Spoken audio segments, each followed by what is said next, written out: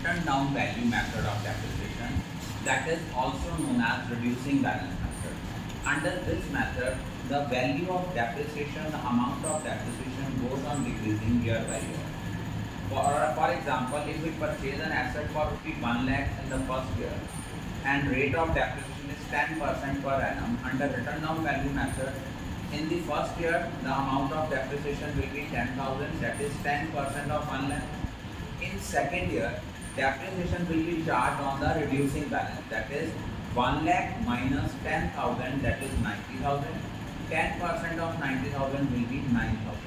Next year the amount of depreciation will be 9,000, and in the third year it will be 8,100, because 9,000 minus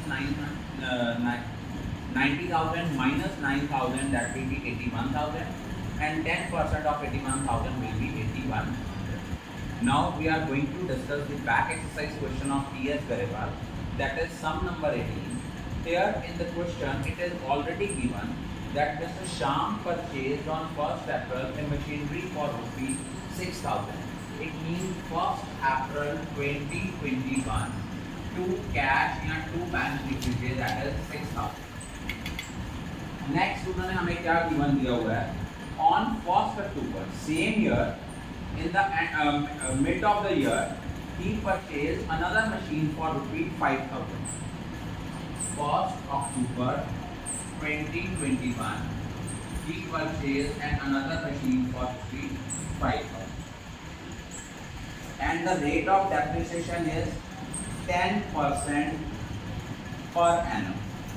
Now we have two machines. At the end of the year we will charge depreciation on machine 1 and on machine 2. On first machine, the amount of depreciation will be 600, because that machine has been used for the full year. But on second machine, depreciation will be charged for 6 months only, because that machine has been purchased on 1st October. तो 5,000 का 10% आएगा 500, और 6 months की depreciation आएगी 250. First year की depreciation हो गई 850, इन दोनों का total by balance carried out.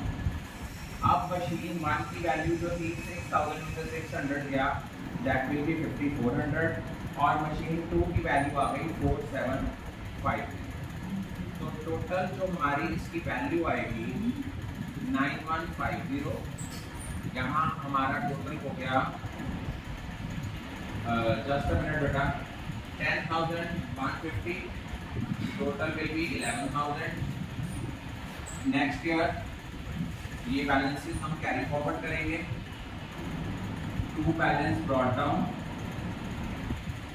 हमारे पास मशीन 1 का बैलेंस है 5,400, मशीन 2 का बैलेंस है 4,752.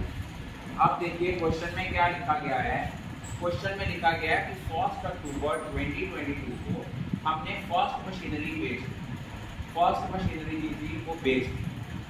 इट मीन 1st अक्टूबर तक हम लोगों ने डेप्रिसिएशन चार्ज करनी है for 6 months by depreciation account.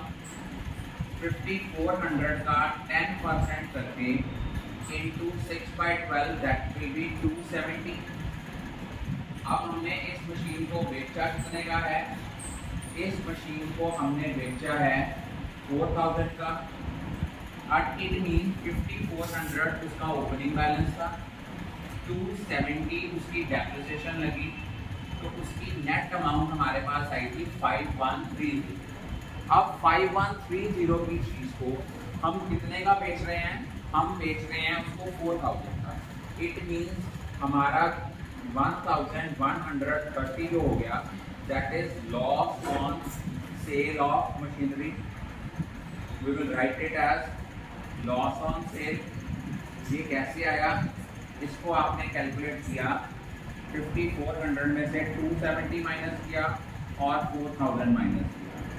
अब साल के एंड में जो डेप्रिसिएशन है वो सिर्फ और सिर्फ किस पे लगी हैं, हमारी सेकंड मशीन पे.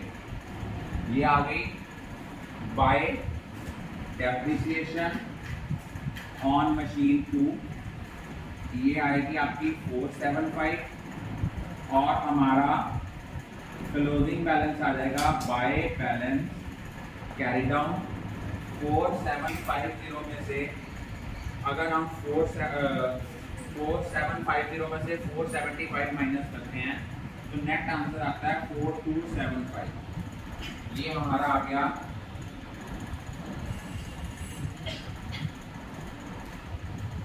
और ये हमारा रिटर्न डाउन वैल्यू मेथड का हमारे को I think all of you are clear about it.